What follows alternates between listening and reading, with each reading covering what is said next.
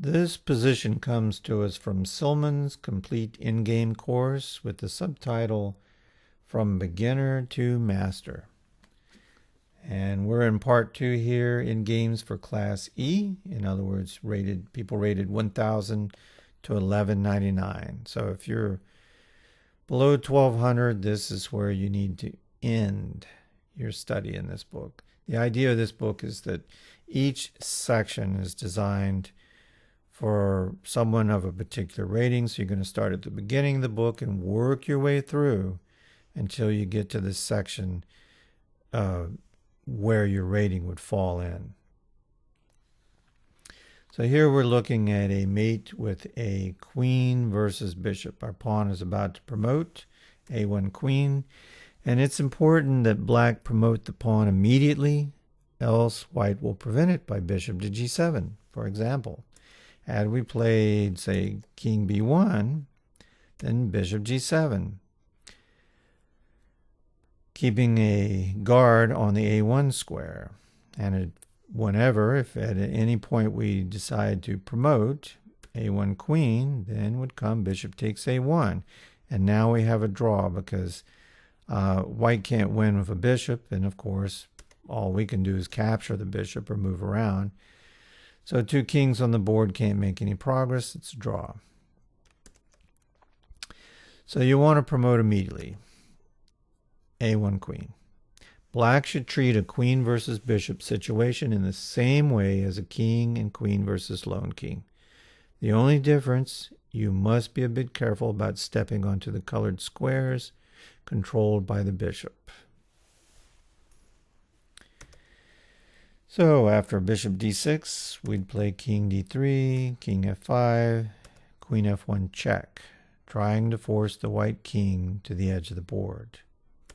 King e5, queen e2 check, king f5, queen h5 check, king f6. Finally pushing the white king back, since had he played king f5, then queen h2 would win the bishop. So let's go of king f6, king e4. Black's king will always step closer to white's whenever it's possible to do so. Bishop f8, trying not to move the bishop too far from its king, since that could easily lead to its loss. For example, had he played bishop g3, we could play queen f3 check, and that snares the bishop. Other tries are certainly no better. Bishop c7, queen h6 check, king e7, king d5, bishop d8, queen g7 check, king e8, and king e6 with mate to follow. On something like, let's look at bishop e7, queen h6 check, king f7, king f5, and black is making good progress here.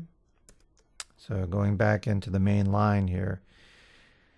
So after bishop f8, we'll play queen e5 check,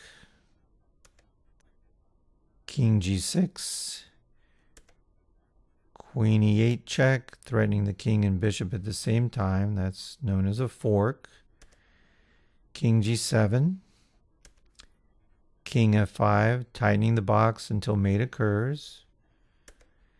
Bishop a3, queen g6 check.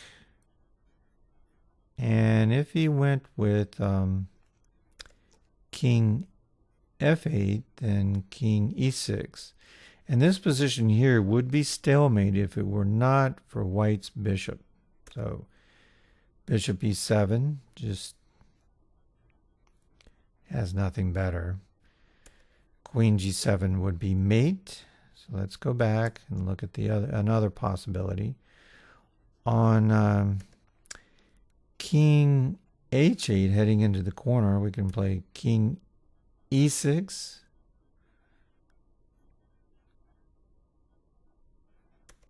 And if something like Bishop e7. We're not going to fall for king takes e7. That would be a stalemate, a draw. You don't want to do that. So here you could play maybe just leave the bishop alone. King f7, stay on the light squares. Bishop f8. And queen to g8 is mate. So black won by treating the endgame as a king and queen versus lone king ending. The bishop was more ghost than threat, and in some cases its presence helped black avoid stalemate.